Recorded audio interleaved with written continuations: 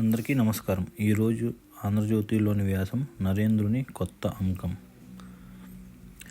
భారతదేశ గౌరవనీయ ప్రధానమంత్రిగా నరేంద్ర మోదీ వరుసగా మూడోసారి ప్రమాణ స్వీకారం చేయనున్న తరుణంలో నేను ఈ కాలం రాస్తున్నాను, మీరు చదవబోతున్నారు. అయితే నరేంద్ర మోదీ ఇంకెంత మాత్రం ఇదివరకటి ప్రధానమంత్రి కాబోరు. ఏకపార్టీ ప్రభుత్వ నిరంకుశ ప్రధానమంత్రి నరేంద్ర మోదీ నిష్క్రమించనున్నారు. ఒక సంకీర్ణ ప్రభుత్వ ప్రధానమంత్రిగా నరేంద్ర మోదీ రంగప్రవేశం చేయనున్నారు. అనేక పార్టీలు భాగస్వాములు ఉన్న సంకీర్ణం ఇది. ఈ భాగస్వామ్య పక్షాలలో తెలుగుదేశం పార్టీకి 16 మంది, జనతాదళ్ పార్టీకి 12 మంది ఎంపీలు ఉన్నారు. ఇటువంటి సంకీర్ణ ప్రభుత్వానికి నాయకత్వం వహించడం మోదీ మహాశయునికి పూర్తిగా కొత్త అనుభవమే.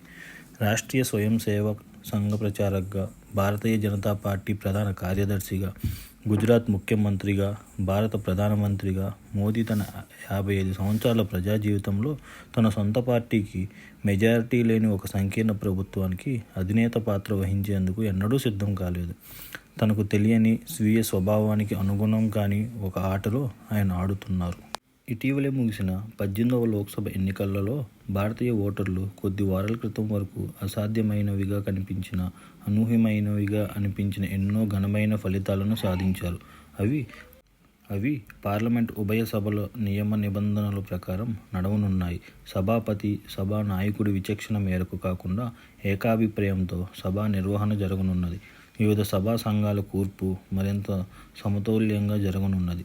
ఆ సంఘాల సారథ్య బాధ్యతలను అన్ని రాజకీయ పార్టీలకు మరింత సమరీతిలో అప్పగించడం జరగనున్నది. లోక్సభలో గుర్తింపు పొందిన ప్రతిపక్ష నాయకుడిగా ఉంటారు. ప్రతిపక్షంలో తగినంత సంఖ్యలో ఎంపీలు ఉన్నారు. పార్లమెంట్లోని ప్రభుత్వ, ప్రతిపక్ష సభ్యుల మధ్య ఏకాభిప్రాయం లేని పక్షంలో రాజ్యాంగ సవరణలు అసాధ్యమవుతాయి. కేబినెట్ లేదా మంత్రిమండలి సమావేశంలో కేవలం ప్రధానమంత్రి నిర్ణయాలు లాంఛనప్రాయంగా ఆమోదించేందుకే ఇంకెంత మాత్రమూ జరగవు.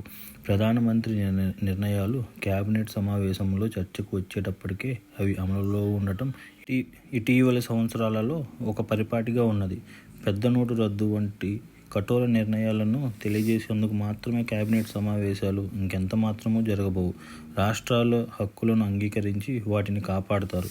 కేంద్రం నుంచి రాష్ట్రాలకు నిధుల సంక్రమణ, మంత్రిత్వ శాఖలు, విభాగాలు, నిధుల కేటాయింపు, పథకాల రూపకల్పన, ఆమోదం నిర్విఘాతంగా జరగవు. అవి విధిగా ప్రభుత్వ భాగస్వామ్య పక్షాల ఆమోదం, సంతృప్తి మేరకే జరిగి తీరుతాయి. ప్రధానమంత్రి ఇక ముందు మరింత తరచుగా ఉభయ సభలకు హాజరై సభ్యుల ప్రశ్నలకు సమాధానాలు ఇస్తారు. ముఖ్యమైన చర్చలలో పాల్గొంటారు. ప్రజా తీర్పు నుంచి నేర్చుకోవలసిన పాఠాలు ఏమిటి? భారత ప్రజలు తమ మనసులోని మాటను ఓటు ద్వారా చెప్పారు. స్వేచ్ఛ స్వాతంత్ర్యాలకు వారు అమిత విలువలనిస్తారు. వాక్ స్వాతంత్ర్యాన్ని, భావ వ్యక్తీకరణ స్వేచ్ఛకు వారు ఎనలేని ప్రాధాన్యం ఇస్తారు. గోప్యత హక్కు, నిరసన తెలిపే హక్కును వారు ప్రగాఢంగా కోరుకుంటున్నారు. దేశద్రోహం, పరువు నష్టం పేరిట బూటకపు కేసులు మోపే ప్రవృత్తిని పాలకులు విడనాడాలి. ఎన్కౌంటర్, బుల్డోజర్ న్యాయంకు స్వస్తి చెప్పాలి. ముఖ్యంగా ఉత్తరప్రదేశ్ ముఖ్యమంత్రి యోగి ఆదిత్యనాథ్కు ఇదొక పాఠం. రామమందిరం రాజకీయాలకు అతీతమైనది. రాజకీయ ప్రయోజనాలకు మతపరమైన అంశాలను మళ్ళీ ఉపయోగించుకోకూడదు. ఇది ఎంత ముఖ్యమో అయోధ్య భాగంగా ఉన్న ఫైజాబాద్ నియోజకవర్గం నుంచి సమాజ్వాదీ పార్టీ అభ్యర్థిగా విజయం సాధించిన 77 సంవత్సరాల అవధేష్ ప్రసాద్ను అడగండి. అలాగే శ్రావస్తి నియోజకవర్గంలో ఓడిపోయిన బీజేపీ అభ్యర్థి సాకేత్ మిశ్రా, ప్రధానమంత్రి మాజీ కార్యదర్శి, ఆలయ నిర్మాణ ట్రస్ట్ చైర్మన్ సృపేంద్ర మిశ్రా కుమారుడు మరింత బలంగా చెప్తారు. ఆంక్షలు లేని పత్రికా స్వేచ్ఛలను ప్రజలు కోరుకుంటున్నారు. బూటకపు ఎగ్జిట్ పోల్స్ గతించిన విషయమైపోవాలి. ప్రధానమంత్రి అనుక్షణ కదలికలను విసుగెత్తేలా చూపించే పద్ధతిని ఎలక్ట్రానిక్ మీడియా విడనాడాలి. పాలకులు ప్రతి మాటను సమర్థించే వైఖరిని ప్రింట్ మీడియా ఇంకెంత మాత్రం అవలంబించకూడదు. మంత్రులకు ఇబ్బంది కలిగించిన రీతిలో ప్రశ్నలు వేయటం శాసన నిర్మాతలకు తగదు. ఎన్ఫోర్స్మెంట్ డైరెక్టరీ, సిబిఐలు అందించిన ప్రకటనలు విధేయపూర్వకంగా వల్లించడాన్ని మానుకోవాలి. ప్రాంతీయ పార్టీలు తమ ప్రధాన సిద్ధాంతాలు, విశ్వాసాలకు చిత్తశుద్ధితో నిబద్ధమవ్వాలని ప్రజలు కోరుకుతున్నారు.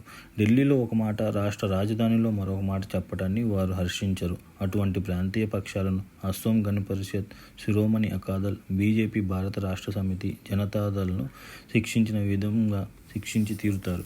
బిజు జనతాదళ్, వైసీపీల విషయంలో వలె చంపపెట్టుగా వ్యవహరిస్తారు. ఇటీవల ఎన్నికలలో ఈ ప్రస్తావన పార్టీలకు ఎదురైన అనుభవాల నుంచి తెలుగుదేశం పార్టీ, జనతాదళ్ యునైటెడ్లు పాఠాలు నేర్చుకోవాలి. ప్రతిపక్షాల ఎజెండా ఏమిటి? ఒక పార్లమెంటరీ ప్రతిపక్షంగా ప్రవర్తించేందుకు ప్రతిపక్షాలు 10 సంవత్సరాల అనంతరం ఒక అవకాశం లభించింది.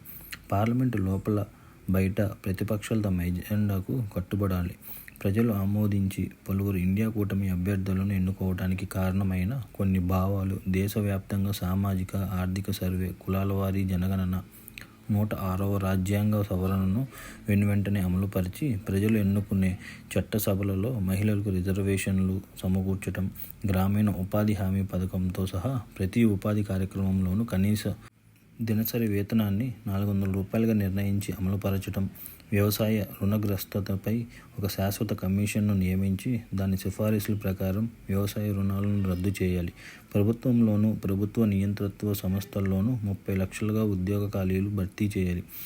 అప్రెంటిసెస్ చట్టానికి అవసరమైతే సవరణలు చేసి వెంటనే అమలుపరచాలి. అప్రెంటిస్లను నియమించేలా లాభదాయకంగా నడుస్తున్న ప్రతి వ్యాపార, పారిశ్రామిక సంస్థపై ఒత్తిడి తేవాలి. అప్రెంటిస్లకు ఇచ్చే స్టైఫండ్ భారాన్ని ప్రభుత్వం పంచుకోవాలి. అగ్నివీర్ పథకాన్ని రద్దు చేయాలి. పౌరసత్వ సవరణ చట్టం రాజ్యాంగబద్ధతను సుప్రీంకోర్టు నిర్ణయించేంతవరకు దానిని అమలు నిలిపివేయాలి. సిబిఐ, ఈడీ, ఎన్ఐఏ మొదలైన దర్యాప్తు సంస్థలకు ఒక సంయుక్త పార్లమెంటరీ సంఘం పర్యవేక్షణలో ఉంచాలి. జూన్ 9న ఒక కొత్త ఆట ఆరంభమవనున్నది. కొత్త ఆటగాళ్లు అగ్రభాగంలో ఉన్నారు. ఆటగాళ్ల నిష్క్రమణలు, ప్రవేశాలు గమనిస్తూ ఉండండి. వ్యాసకర్త కేంద్ర మాజీ మంత్రి, కాంగ్రెస్ సీనియర్ నాయకులు చిదంబరం గారు.